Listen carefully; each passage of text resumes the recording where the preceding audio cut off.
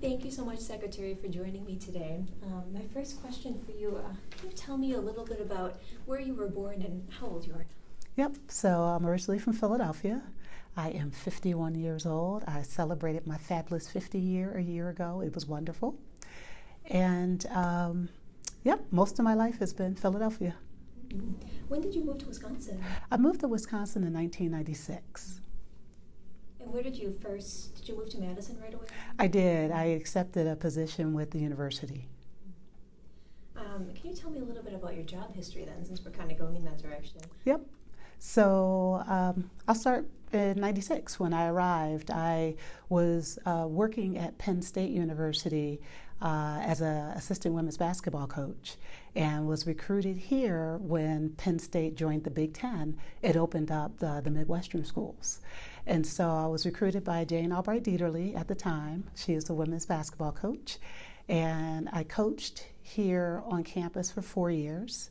Then I moved over to UW Extension as a business development manager, working with 6 campuses on online education, professional development tools that their staff might want for continuing education.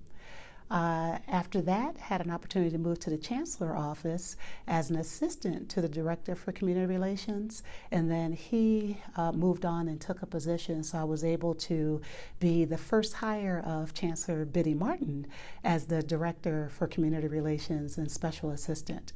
So in the years that I was in the Chancellor's office, I was initially hired under John Wiley as the assistant, and then hired as the special assistant under Chancellor Biddy Martin, and then helped David Ward when he came back as a 2-year transition. So 3 chancellors. And then I moved over to the School of Education as an associate dean. Prior to, that's kind of the tenure of my UW-Madison or UW experience. And then I went over to the Department of Public Instruction. And I was there for 18 months working for then State Superintendent Tony Evers, and then moved over here in January. Can you tell me a little bit about where you went to school, undergraduate experience, and what you studied? Yep, so my undergraduate school is the University of Virginia, and studied rhetoric and communications. And then worked a few years, and then went to Penn State University, where I actually got my master's. The master's was in counselor education. And then currently, 3 years ago, I started my PhD. And so I'm working on a PhD in educational leadership from UW-Madison, part-time though.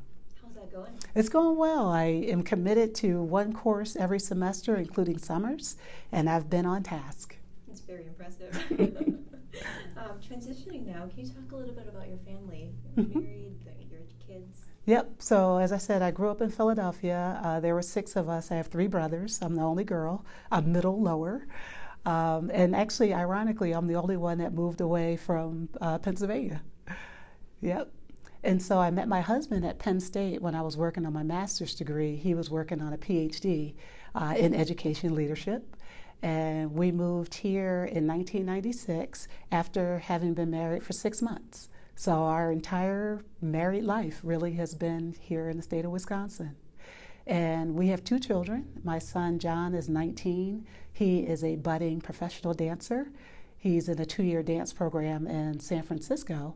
And my daughter is 16. She's a junior at Madison West. And she is a musician and songwriter. Very artistic. Yeah, I've learned a lot about the arts through my 2 children. Can you tell me a little bit about what you like to do outside of work when you're not in this, in this building? I love to travel. I try and find any excuse to travel. It could be within the states or out. I just really enjoy getting away and meeting new people, seeing new things. I love sports, watch a lot of basketball. I bike ride. And then I'm a reader, and I play cards. The card group I've been a part of really for 20 years. We play bid whist, which is similar to euchre. And the ladies actually taught me how to play, and we've been playing once a month for 20 years, and they were playing long before I arrived. Wow. In terms of bike riding, do you have a favorite bike path in Madison? Oh, I love them all. Sometimes I just want to see how many bridges I can cross and just chart the path there. I mean, the bike paths are outstanding.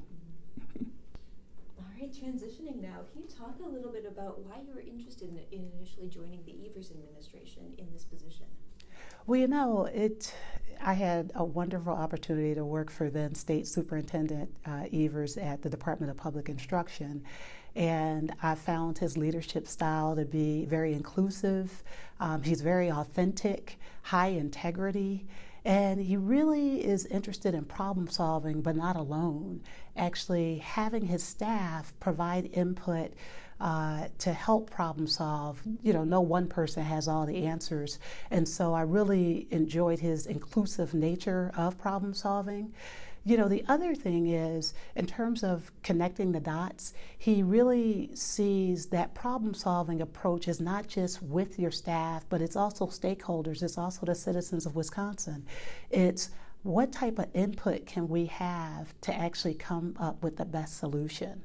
And so what I like about that is he's asked all of the secretaries to see how we might work across agencies to problem solve. And so, as you know, he's coined 2019 as the year of the water. Well, we have water. We do waste management here. And so we're talking with the DNR as well as DATCAP and DHS on how we can work together on problem solving to ensure the drinking water is what it needs to be for the citizens. So I really have just been inspired by how he does his work, how he includes people in doing the work, and his authenticity. Can you tell me what your priorities for the agency are under your leadership? Yep. Well, it's funny. Many people don't realize that we're a new agency. We are 8 years old. We were born out of the union of the Department of Commerce and the Department of Regulation and Licensing. And so people will often say DSPS, but nobody knows what that means. So I really am very clear to say the Department of Safety and Professional Services. I spell it out as often as I can because the work we do is in our name. And so it's important that people realize that. And with being a new agency, part of our goals is really needing to modernize the infrastructure. And what I mean by that is we had a antiquated system, somewhat electronic, at the Department of Commerce doing building inspections and a lot of our trades work, with also a system that really needed to be modernized from regulation and licensing that focuses on over 245 occupational licenses. Well, with the birth of our agency, it also brought together those two systems, both needing to be modernized. So we are looking at modernizing the technology, but it's not just about the technology, it's also about the processes that go with those technology advances. So it's process improvement, modernization, and as we're doing that, stabilizing the workforce that's starting to do the work jointly, not as two individual agencies. So really a true meshing and intertwining of the two agencies to actually make a whole agency.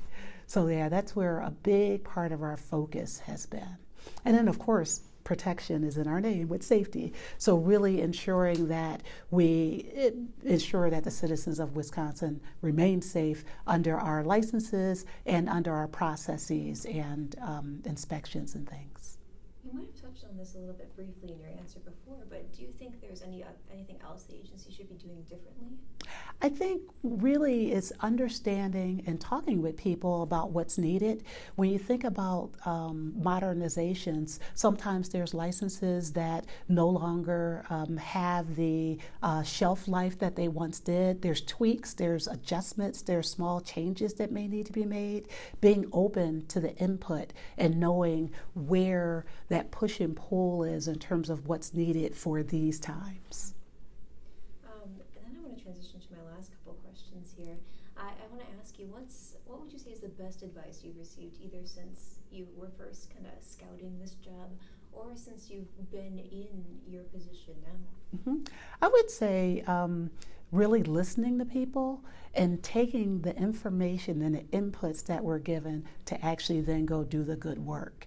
And the listening to people isn't just about stakeholders, constituents, citizens. It's also about the workforce that was here.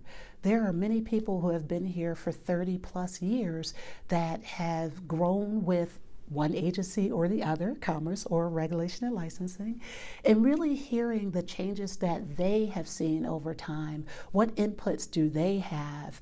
You know, I'm really new to it, so it's building on those who have experience, either utilizing the license or building from an external standpoint, or those who have the experience in supporting what our constituents need from inside the agency. And so, coming into this role, I was able to make several hires, and 4 of those hires are people who had been already working in the agency in a variety of capacities, moving them into a leadership role. Because again, they have the expertise. I'm able to do the work because I'm informed by that information. Then I want to ask you, do you have any worst advice that you've received over the past few months? You know, when you come into something that's new, there's never really any bad advice. It's advice that you need right now, advice that you might draw back on at another time. But right now is important to hear all voices, to really understand how to do this work that really speaks to a variety of people. When you think about our state, 72 counties, people do things differently in different places. How home builders are needing licenses and advice in Chippewa Valley or Eau Claire may be different than Waukesha. So you never know when that advice is going to come that's needed for what area. So it's important to have your listening ears open for everything. All right. Thank you so much for your time this afternoon. You're welcome.